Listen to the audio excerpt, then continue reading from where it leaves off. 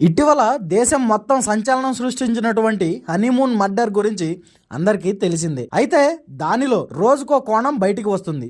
దానిలో భాగంగానే రాజా రఘువంశీ తండ్రి కొన్ని కీలక ఆరోపణలు చేశారు. అది కూడా సోనం మీద. రాజా రఘువంశీకి సోనం తంత్రమంత్ర చేతబడి చేసి నా కొడుకును కావాలనే చంపిందని రాజా రఘువంశీ తండ్రి ఆరోపించాడు.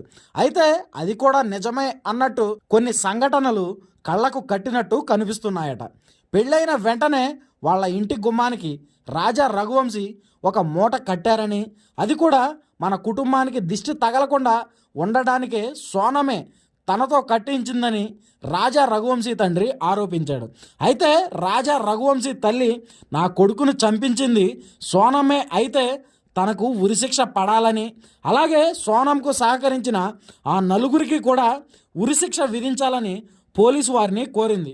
మరి రోజుకో మలుపు తిరుగుతున్నటువంటి హనీమూన్ మర్డర్ ఘటన మీద మీ అభిప్రాయం ఏంటి? కామెంట్ రూపంలో తెలియజేయండి.